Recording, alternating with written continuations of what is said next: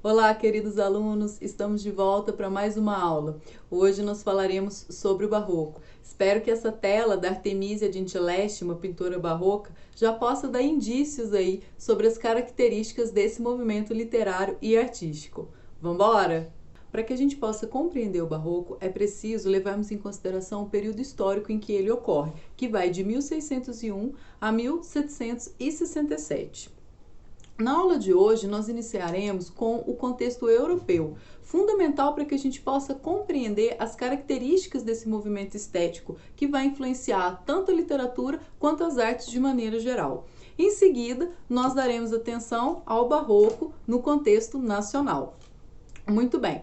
Para que a gente possa iniciar, vamos retomar aí a aula passada, em que nós falamos sobre a Reforma Protestante. Lembra que eu contei que o Lutero escreve mais de 90 teses refutando diversos princípios da Igreja Católica?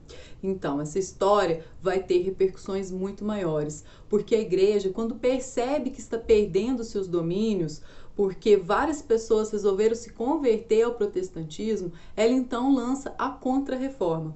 E a Contra-Reforma não é um movimento pacífico, tranquilo, não, é um movimento que muitas vezes vai gerar diversos conflitos, tensões, até mesmo batalhas entre católicos e protestantes. E essa divergência, esse embate entre católico e protestante, ele vai gerar diversas questões no sujeito daquele período histórico. Então imagine que o homem barroco é um homem dividido por questões religiosas. Somado a isso, nós ainda teremos uma outra questão muito importante, que é o embate de ideias entre o racionalismo e o teocentrismo. Deus acima de tudo versus a razão acima de tudo, que era característica do movimento anterior, que eu comentei com vocês também na aula passada, em que deu origem ao Renascimento, enfim. Vamos observar então de que maneira esse conflito religioso e racionalista vai gerar nesse sujeito do período barroco, tanto na Europa quanto no Brasil. Na literatura, nós temos o final do classicismo e o início do barroco. Claro, no final ainda, porque a gente pegou mais ou menos um século e meio, um pouco mais. Então são mais de 150 anos e nós vamos ter aí três estéticas. Na aula de hoje nós vamos dar atenção para a estética barroca, mas não podemos ignorar a estética anterior, que é a clássica, e a posterior, que é a neoclássica. Então já dá para perceber que o classicismo, o racionalismo vai retomar após esse período de tensão, de questões conflituosas que o barroco propõe. Bom, além disso, a retomada dos valores greco-romanos no classicismo é um tanto quanto interrompida pela Contra-Reforma, né, por esse movimento ideológico religioso em que a igreja investe com todas as forças contra aquelas pessoas que vão valorizar a razão acima da religião, certo? Além disso, nós temos em 1601 um pintor barroco muito famoso, Caravaggio, que vai pintar a incredulidade de São Tomé. É uma pintura que, embora seja de um outro artista, traz características comuns com a primeira tela que eu expus da Artemisia Gentileschi. Por quê? Percebam que ambas trazem a temática religiosa, da Artemisia Gentileschi é a conversão de Madalena, e essa agora do Caravaggio é a incredulidade de São Tomé, que são duas figuras bem marcantes do cristianismo. Outra característica em comum que elas têm, a questão relativa ao claro e ao escuro, né? Nós temos uma tela sombria atrás com foco de luz, e isso é também uma característica barroca. Mas vamos deixar para falar das questões artísticas mais para frente. Por enquanto, nós ainda estamos no contexto histórico. Então, o que nós vamos ver na aula de hoje no que diz respeito ao cenário nacional? As características gerais do barroco, que são as mesmas características do barroco europeu. No entanto, quando o barroco acontece num país colonizado como o Brasil, durante esse período mencionado, ele acaba adquirindo uma identidade própria, ele tem características e nuances nacionais, que nós vamos poder falar um pouquinho a respeito em seguida. Além das características do barroco, veremos o nosso contexto histórico, porque, veja bem, o contexto histórico ele é importante porque ele vai influenciar o sujeito daquele período. E aquela pessoa que está ali vivendo as tensões do barroco, num cenário de um país colonizado, vai ter a sua expressão literária e artística extremamente influenciada por esse cenário, por esse contexto. Então, por isso, a questão histórica é tão importante. Ainda, nós veremos as expressões literárias que vão ocorrer em solo baiano. Muita gente confunde apontando as características do barroco para o cenário mineiro. Ele acontece sim em Minas Gerais, mas voltado para as artes, no que diz respeito à arquitetura, escultura, pintura. Na expressão literária, o barroco ele acontece no solo baiano. Muito bem, em seguida, aí sim, veremos as expressões artísticas no cenário mineiro. E claro, veremos também as questões do Enem fundamentais para que a gente possa enxergar como que o barroco literário e artístico é cobrado nessa prova. Para que a gente possa falar sobre as características gerais do barroco, tanto na Europa quanto no Brasil, é preciso ter em mente que o barroco é a arte da Contra-Reforma. Perceba como esse movimento religioso foi tão importante a ponto de gerar uma estética voltada para essas questões religiosas, para esse conflito entre a razão, o homem acima de tudo e Deus, o teocentrismo acima de tudo. O barroco também é marcado pelo dualismo. Daqui a pouco a gente vai falar mais especificamente do que se trata. Mas vocês já podem imaginar que é algo dual. São dois pontos, dois lados de uma mesma moeda. É marcado pelo rebuscamento. O que será isso? Pelo culto do contraste. Acho que o claro e o escuro já dá uma ideia aí desse culto do contraste. E também as figuras de linguagem. Bom, a arte da Contra-Reforma, como eu já falei, ela é marcada pela oposição do teocentrismo versus o antropocentrismo. Deus acima de tudo ou o homem acima de tudo. Imagina naquele período o sujeito pensando, se eu vou para o lado da razão, eu vou queimar no fogo do inferno. Eu vou ofender as minhas crenças religiosas, eu vou ofender a igreja, a Santa Inquisição vai me pegar. Se eu for para o lado da religião, eu não pesquiso, a sociedade não avança. Como que faz? Então, nós temos um homem dividido entre a razão e a religião, certo? O dualismo, ele é marcado pelas questões duais que eu falei para vocês, dois lados de uma mesma moeda. Então, imaginem aí opostos. Pecado versus perdão, céu versus inferno, matéria versus espírito, claro versus escuro, luz versus sombra. Enfim, tudo que for oposto, bem e mal, vida e morte, enfim, vai marcar a produção estética do barroco. O rebuscamento, ele é o exagero, o excesso. O barroco é marcado pela quantidade. Vocês vão ver que um altar barroco, ele é cheio de detalhes, ele é exagerado. Você entra e aquela luminosidade advinda do ouro te deixa até impactado. Logo a gente vai poder observar esse exagero tanto na literatura quanto na arte. Ainda, nós temos o culto do contraste, que é um desdobramento desse dualismo.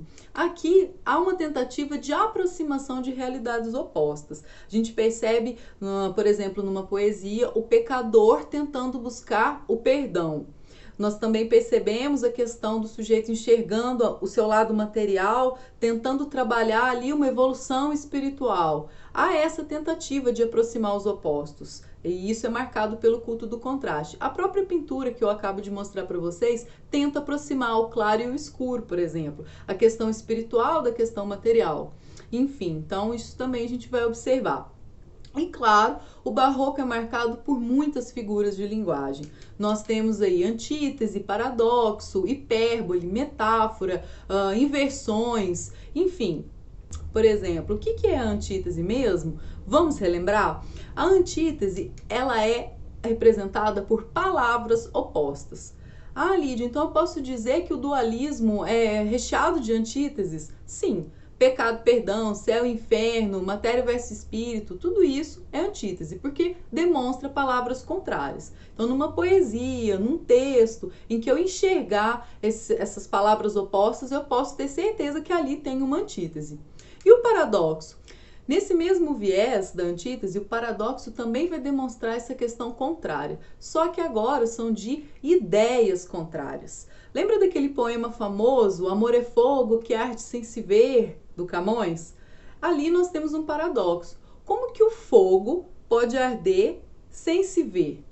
É ferida que dói e não se sente. Como a gente pode sentir dor e ao mesmo tempo não sentir? Isso é um paradoxo, isso é uma ideia contrária, muito comum em textos reflexivos que buscam questionar sentimentos, até mesmo apontamentos filosóficos. E o barroco, claro, ele traz essa característica. Outra figura de linguagem marcante do barroco é a hipérbole, que dá essa ideia de exagero.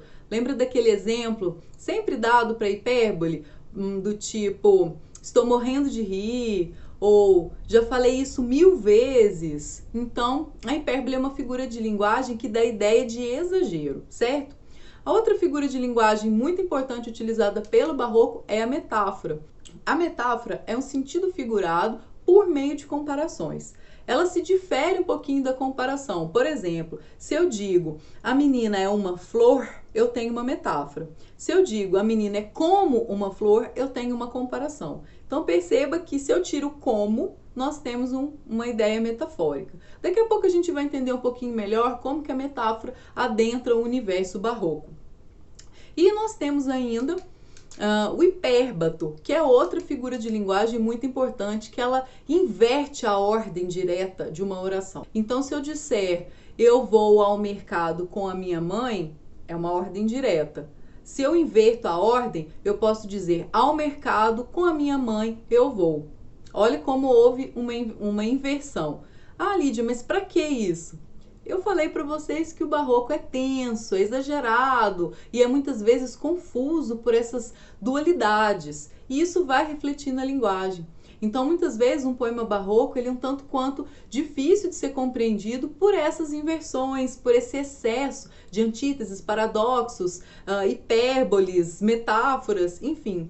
E ainda nós temos outras duas figuras de linguagem que são muito comuns no barroco, que são o cultismo e o conceptismo. O cultismo é demonstrado pelos jogos de palavras e o conceptismo ou conceitismo ele é demonstrado pelos jogos de ideias. Depois nós veremos como que esses dois outros recursos expressivos do barroco vão funcionar na literatura. Bom, adiante, vamos compreender um pouquinho sobre o contexto histórico do barroco. O barroco ele acontece na Bahia do século XVII, mais precisamente em Salvador. Salvador, nesse momento, era tido como uma cidade portuguesa com status de metrópole. Era a capital do Brasil, não podia ser diferente. Ela é capital até 1763. Tinha o porto mais estruturado e movimentado da América do Sul, recebendo embarcações das Índias, da Europa e da África. Imagina como era movimentado Salvador naquele período. A prática econômica era mercantilista. O que isso significa? A prática mercantilista ela é considerada pelos historiadores como uma prática de transição do modo de produção feudal para o modo de produção capitalista. Nós temos aí algumas trocas de mercadoria, que vai funcionar da seguinte maneira. O Brasil, nesse período, exportava açúcar, aguardente e fumo de rolo e recebia escravos. Muitos desses escravos vinham para trabalhar justamente nos canaviais. E é importante observar que na segunda metade do século XVII foram introduzidos cerca de 360 mil africanos escravizados no Brasil. Isso só em meados de um século. Imagina durante todo o tempo em que a escravidão durou. Vamos agora observar como as características barrocas, somadas ao contexto histórico, vão influenciar a produção artística no período. Vamos iniciar então com a produção literária. Nós teremos então a poesia, que é marcada pelo autor Gregório de Matos. O Gregório de Matos tem a sua produção dividida basicamente por 3 vieses. O primeiro diz respeito à poesia religiosa e filosófica.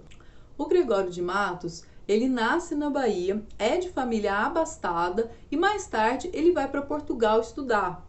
E lá ele tem o primeiro contato com a poesia, com a arte literária. A poesia religiosa de Gregório de Matos é marcada por um tom filosófico, questionador. O Gregório de Matos busca discutir com Deus, questionar a sua divindade e também busca refletir sobre a passagem do tempo, a efemeridade das coisas. Dessa maneira, a poesia religiosa do Gregório de Matos, ela tem um tom filosófico, questionador, como a gente pode observar aqui nesse trecho. Pequei, Senhor, mas não porque hei pecado, da vossa alta clemência me despido, porque quanto mais tenho delinquido, vos tenho a perdoar mais empenhado. Aqui nesse trecho a gente pode observar essa discussão com Deus. Aqui ele vai dizer que quanto mais ele tiver pecado, mais Deus terá que perdoá-lo, porque senão Deus vai deixar de ser Deus. Ele vai dizer, e não queirais, pastor divino, perder na vossa ovelha a vossa glória. Como quem diz, olha, eu peco, peço perdão e o Senhor me perdoa, porque se o Senhor não me perdoar, o Senhor vai perder nessa ovelha aqui toda a sua glória. Então ele coloca Deus numa saia justa, né? Se a gente for observar. Ainda, outro viés da poética de Gregório de Matos é a literatura lírico-amorosa. Nessa forma de expressar seus sentimentos, o Gregório de Matos apresenta, sim, alguns poemas que são um tanto quanto amorosos, são sensíveis e que vão observar a beleza de uma mulher, né, o seu sentimento, o seu carinho por ela. No entanto, nessa vertente lírico-amorosa, a que mais se destaca é a vertente erótica. Aqui o Gregório de Matos, ele trabalha a sensualidade, o erotismo e muitas vezes algumas questões que vão para um lado vulgar, porque ele vai utilizar palavras de baixo calão, enfim. Olha esse exemplo do que é o amor para o Gregório de Matos. O amor é finalmente um embaraço de pernas, uma união de barrigas, um breve tremor de artérias, uma confusão de bocas, uma batalha de veias, um reboliço de ancas. Quem diz outra coisa é besta. Então aqui ele já deu a dica de como ele compreende o amor, pela via do ato sexual, pela via da sexualidade, do erotismo. E aqui um outro trechinho da poética de Gregório de Matos, dentro dessa vertente erótica, para mostrar para vocês como que o cultismo, o jogo de palavras, funciona. Se pica-flor me chamais, pica-flor aceito ser, mas resta agora saber se no nome que me dais, metei a flor que guardais num passarinho melhor.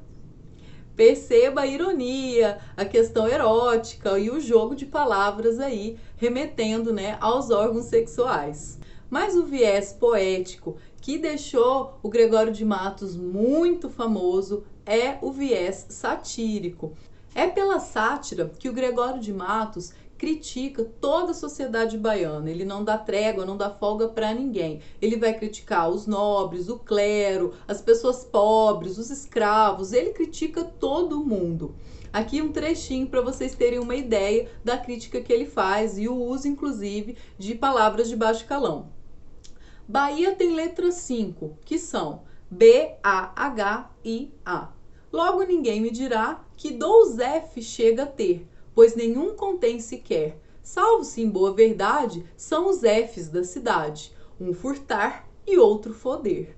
Então percebam a crítica que ele faz à sociedade baiana, né? Todos que estão dentro dessa sociedade não estão livres desses 2 Fs que ele acrescenta.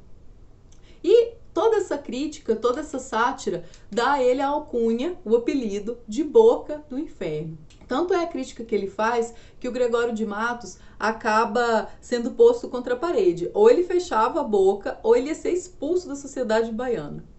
E é claro que ele foi expulso da sociedade baiana, porque ele não parou de escrever os seus versos. E é interessante também apontar o seguinte, o Gregório de Matos, por ser de família abastada, ele conseguiu ser degradado em Pernambuco, ele não foi nem degradado na África, ou não foi nem morto, por exemplo.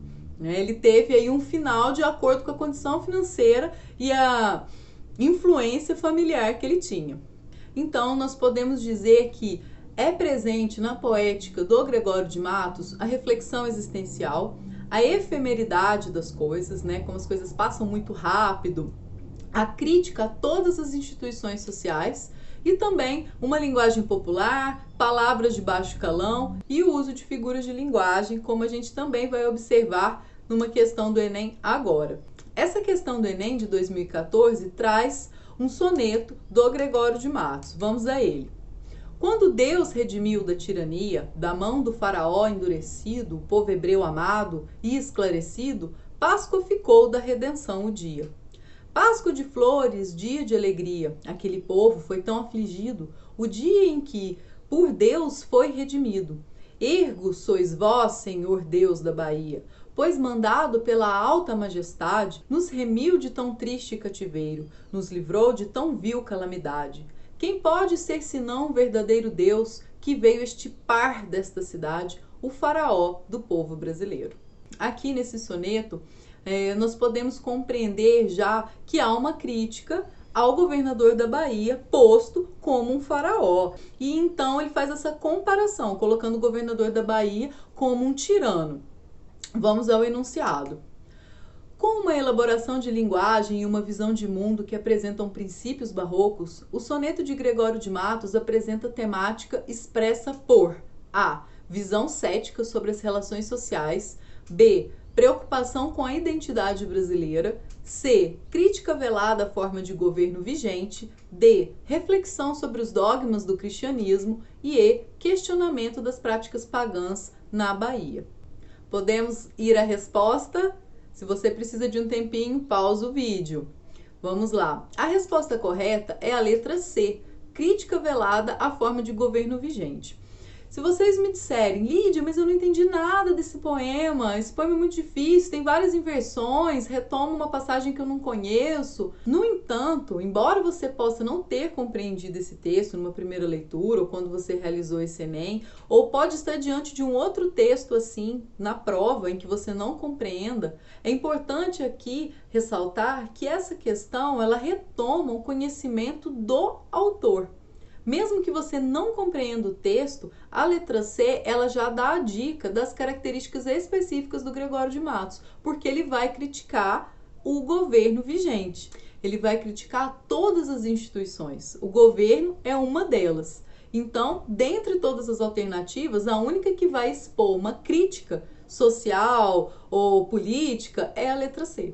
As demais não apontam, né, esse viés crítico, satírico do Gregório de Matos. Embora aqui esteja uma crítica velada. Por que velada? Porque ele não cita necessariamente o nome do governador, ele não usa palavras de baixo calão, então é uma crítica assim, um tanto quanto disfarçada, certo? Muito bem. Nós temos aqui uma outra questão do Enem de 2009, não é do Barroco, mas ela é importante porque ela aborda figuras de linguagem, então eu achei importante trazer nesse momento do curso. Vamos ao enunciado.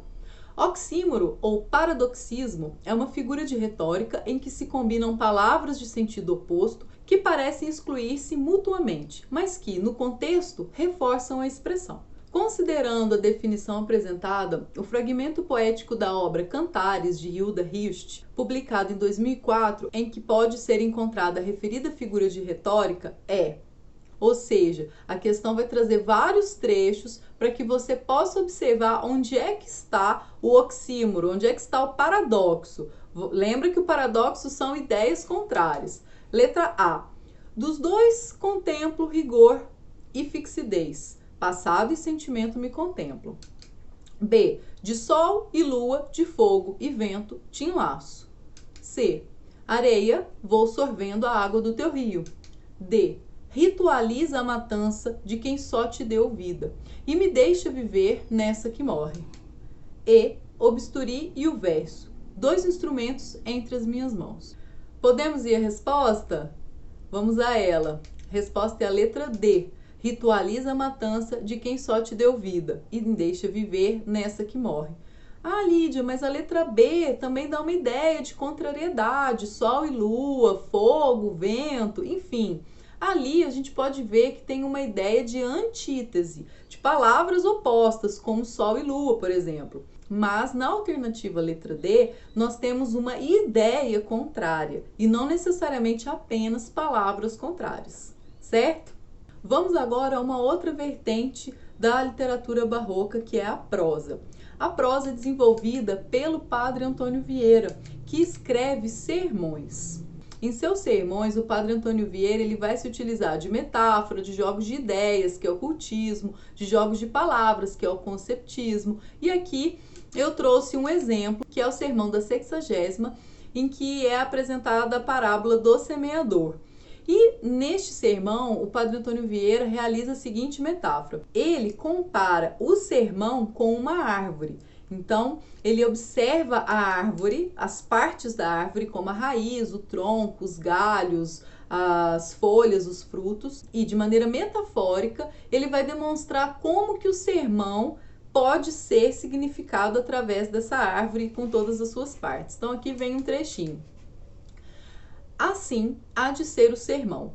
Há de ter raízes fortes e sólidas, porque há de ser fundado no Evangelho. Há de ter um tronco, porque há de ter um só assunto e tratar uma só matéria. Deste tronco hão de nascerem diversos ramos, que são diversos discursos, mas nascidos da mesma matéria e continuados nela. Estes ramos hão de ser secos, se não cobertos de folhas, porque os discursos hão de ser vestidos e ornados de palavras. Há de ter esta árvore varas, que são a repreensão dos vícios. Há de ter flores, que são as sentenças. E por remate de tudo, há de ter frutos, que é o fruto e o fim a que se há de ordenar o sermão. Então percebam que além dessa metáfora que é feita do sermão com a árvore, nós ainda temos os jogos de ideias e os jogos de palavras. Olha a repetição de um mesmo termo, né? Há de ser, há de ter. Então é bem repetitivo esse jogo de palavras que ele utiliza. E ainda o jogo de ideias, ele pode ser observado pela exaustiva argumentação em que ele dá numerosos exemplos para poder fazer essa comparação do sermão com a árvore. Agora, nós entraremos no contexto artístico do barroco. Vamos sair um pouquinho do cenário baiano e entrar no cenário mineiro. É certo que na Bahia também houve a construção barroca, assim como também no Rio de Janeiro e em alguns outros lugares. No entanto, em Minas Gerais é onde se encontra o auge da expressão artística do barroco, principalmente no que diz respeito à pintura, escultura e arquitetura. Então vamos às características. Uma característica marcante, que eu inclusive já mencionei, é a oposição de luz e sombra, que vocês podem perceber tanto na pintura quanto dentro de igrejas, né? Dentro de algumas construções arquitetônicas do período. Nós temos ainda a dramaticidade, a teatralidade e o movimento. Observe que na expressão artística barroca, tanto na pintura quanto na escultura, há o movimento. As pessoas parecem estar se movendo, elas não estão paradas, posando para o artista. Ainda há a dramaticidade, você percebe as expressões, o olhar e com isso a teatralidade. A impressão que dá é que elas estão ali no auge de uma representação, de uma dramatização. O exagero que vai marcar a pintura, a arquitetura e a escultura de maneira geral, como a gente vai poder observar. Ainda, claro, a religiosidade. Em Minas Gerais, nós temos dois artistas extremamente famosos, o mestre Ataíde, que é pintor, e o Aleijadinho, que é escultor, entalhador e também arquiteto. Esses dois artistas serão os protagonistas da produção artística do barroco em Minas Gerais. Mas para que a gente possa compreender essas características de modo mais pontual, eu trouxe para vocês uma outra tela do Caravaggio, que é o Sepultamento de Cristo, de 1602. Deem uma olhada na oposição de luz e sombra, na dramaticidade, no movimento e a teatralidade. Observe como as figuras ali são retratadas no auge de um movimento, da dor, do sofrimento, que também é apreendido nessa tela de cunho religioso, mostrando aí todas as características do barroco numa mesma tela. Agora nós temos uma construção mineira de uma igreja barroca de Ouro Preto, a igreja de São Francisco de Assis. Observem a fachada, a estrutura, que é característica da produção barroca em Minas Gerais. E aqui nós temos uma outra igreja, só que pelo lado de dentro. É o altar-mor da igreja Nossa Senhora do Pilar, também em Ouro Preto. Perceba como o ouro é exagerado, como ele ofusca a nossa visão ao bater os olhos. Se vocês tiverem oportunidade de visitar uma igreja barroca, seja em Minas Gerais, na Bahia ou no Rio de Janeiro, por exemplo, vocês terão a oportunidade de ver a riqueza, a quantidade de detalhes que nós temos. Mesmo que você vá várias vezes à mesma igreja e olhe o mesmo altar, você ainda vai se surpreender com outros detalhes que você não observou, porque de fato o barroco tem essa característica do exagero. E ao falarmos do barroco, principalmente o barroco ocorrido em solo mineiro, é fundamental que nós também falemos sobre o rococó, que é um estilo advindo do barroco, mas que apresenta uma expressão artística mais clean, mais light. Digamos que o rococó nasce do barroco, mas já tem um pezinho na estética próxima, que é o neoclassicismo, que vai buscar estabilizar essa tensão, apresentando a manifestação artística de maneira clara, tranquila, harmônica. Então acompanhem comigo. Nós temos o altar da Igreja de São Francisco da Penitência, no Rio de Janeiro. Percebam como esse altar ele é ornado, como há o exagero de detalhes, como que o ouro ofusca a nossa visão. E olhem ao lado essa basílica na Alemanha, exemplo do rococó. Percebam que há elementos barrocos presentes, mas já é algo muito mais clean. Não dá para dizer que é simples, não dá para dizer que é o oposto do barroco, de forma alguma. Ainda assim, a gente percebe características barrocas porque nós temos muitos detalhes, muitos enfeites, mas não é tão ofuscante, tão cheia, tão exagerada quanto o barroco. Muito bem. E o rococó, ele vai influenciar a nossa arte mineira. Olhem agora a alegoria da Divina Providência e Poder Barberini, de Pietro da Cortona. Deem uma olhada nessa tela. Olha como ela é lotada de informação, caótica.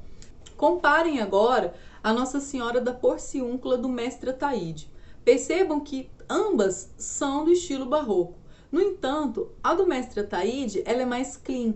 Ela tende a suavizar as informações postas. Por quê? Porque o Mestre Ataíde ele é influenciado pelo rococó, por essa vertente do barroco mais light, digamos assim. Ainda, já que nós estamos falando do Mestre Ataíde, observem a pintura realizada por ele. Reparem na fisionomia de Nossa Senhora. Percebam que ela traz feições e características do sujeito mestiço, que é o sujeito que estava ali no cenário baiano, no cenário mineiro, que é aquele sujeito que vai advir de uma miscigenação racial.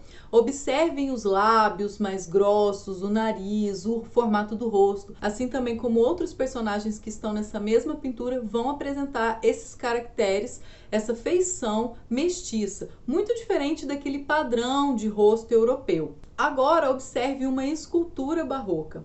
Essa escultura é o êxtase de Santa Teresa de Benini. Observe os detalhes dessa escultura de Santa Teresa. Olha como a roupa é toda dobrada. Isso é uma escultura em mármore. Observem agora, comparativamente, uma escultura do Aleijadinho, também do período barroco. No entanto, percebam que as dobraduras, os detalhes da escultura são mais suavizados na escultura do Aleijadinho. Outra questão que eu gostaria que vocês prestassem atenção é na feição. Reparem que a Santa Teresa tem os traços mais europeus, enquanto que a escultura do Aleijadinho vai trazer uma marca fisionômica muito mais próxima do sujeito ali daquele período. Cada um dos 12 profetas tem uma feição diferente. Então a gente pode perceber que o Aleijadinho também se inscreve no seu estilo artístico pelo rococó. Observem agora esse conjunto de esculturas do Aleijadinho que representa o carregamento da cruz. Reparem agora de forma mais pontual no movimento das peças, no movimento da roupa, na questão da teatralidade, da dramaticidade posta. Outra característica muito importante que eu chamo a atenção de vocês é a influência oriental na escultura de Aleijadinho. Percebam os olhos amendoados de Jesus, os traços mais finos, que têm influência oriental. Essa influência ela advém da expansão portuguesa na China, em Macau. Então houve várias trocas, não só de mercadorias, mas também culturais. E essa influência vai trazer marcas na obra do Aleijadinho. Aqui trago para vocês algumas das imagens das esculturas dos 12 profetas produzidas entre 1796 e 1805 pelo artista Antônio Francisco Lisboa, o Aleijadinho, no Santuário de Congonhas, em Minas Gerais. Observem que, diferente da escultura de Benini, nós temos uma escultura rica em detalhes. Como vocês podem perceber, não é feita em mármore, é feita em pedra-sabão, que é outra característica fundamental do barroco mineiro, nessa utilização de um material próprio, de um material local. O mármore era importado, não tem no Brasil. Naquele período, imagina, vir uma peça de mármore de navio para chegar aqui para ser entalhado. Além de ser um material mais pesado, mais duro, a pedra-sabão era infinitamente mais barata, mais à mão e mais maleável na hora de entalhar.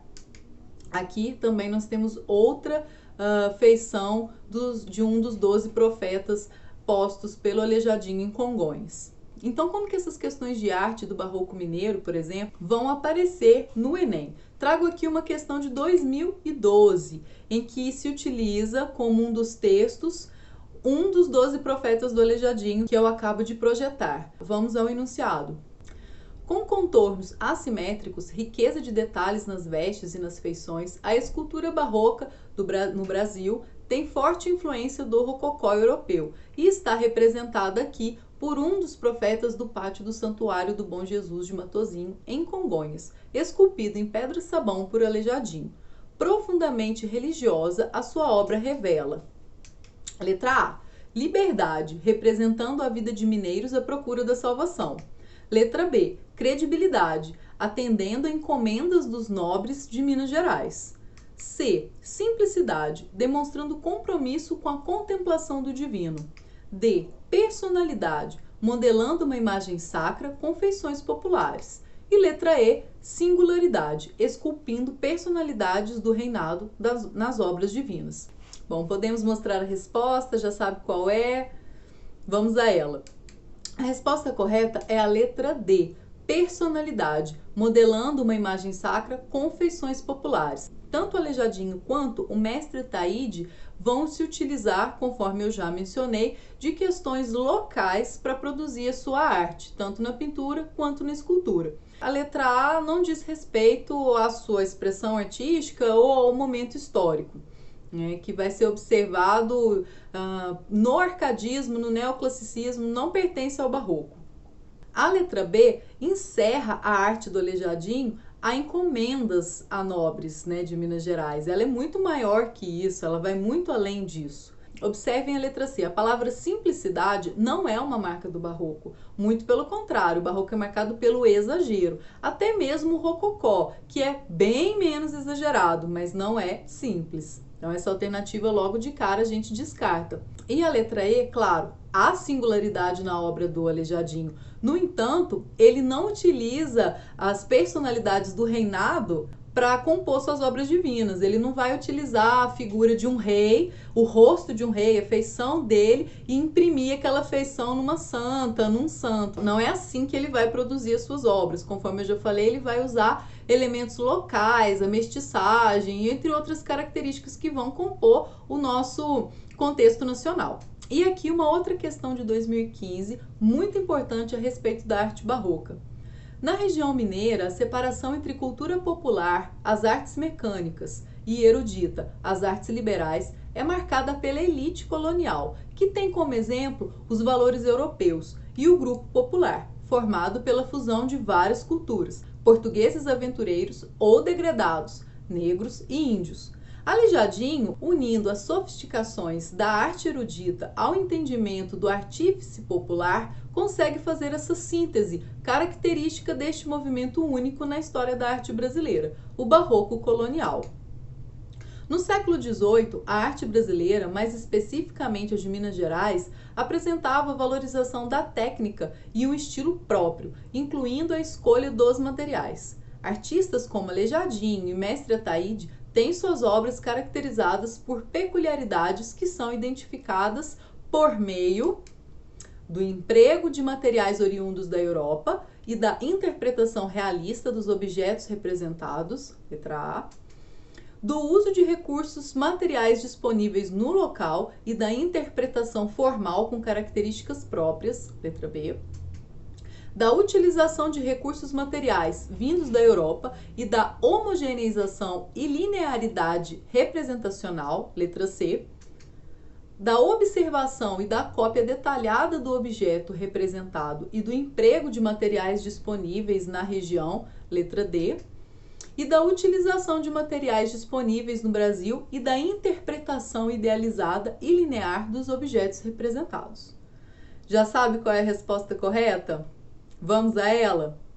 Muito bem, a resposta é a letra B, do uso de recursos materiais disponíveis no local e da interpretação formal com características próprias. Conforme eu já observei anteriormente, os nossos artistas mineiros vão utilizar de um material disponível em solo nacional. Não vão esperar chegar uma peça da Europa, por exemplo, para poder realizar a sua pintura ou a sua escultura. Então, por exemplo, a letra A e a letra C podem ser descartadas, porque a pedra-sabão, que era utilizada pelo Aleijadinho, ela é comum no Brasil. Outra questão também é da interpretação formal com características próprias. Isso significa que tanto o Mestre Ataíde quanto o Aleijadinho vão imprimir características locais nas suas confecções. No que diz respeito à letra D, que vai colocar da observação e da cópia detalhada do objeto representado, essa afirmação não diz respeito à produção artística do Barroco, porque nem o Mestre Ataíde nem o Aleijadinho trabalhavam com cópias. Muito pelo contrário, as suas produções são únicas. Não há, por exemplo, uma Nossa Senhora retratada de forma idêntica como fez o Mestre Ataíde. Eles não trabalham com cópia, e sim com uma produção original, singular, né, marcante deste período. Aliás, foi uma grande contribuição para o Barroco mineiro essa produção singular, característica de ambos artistas. A letra E vai apontar que há a interpretação idealizada e linear nos objetos representados. Outro ponto que também não diz respeito à produção do Mestre Ataíde e do Aleijadinho, porque a obra deles não é linear, não é algo que seja horizontal, por exemplo. É assimétrica, é não linear, não segue um padrão específico, certo? E em relação à idealização, ela foge um tanto da ideia barroca, porque a idealização vai buscar representar algo que é ideal. E as representações barrocas, elas vão mostrar dor, sofrimento, como as que a gente já observou, e isso não é uma idealização, certo? Fere esse conceito de ideal. Certo, pessoal? Bom, com essa questão nós encerramos o Barroco. Foi um prazer trazer para vocês esses pontos importantes a respeito do contexto histórico, artístico e literário que compõe o nosso Barroco brasileiro. Espero todos vocês na próxima aula, em que trataremos a respeito do orcadismo. Até lá!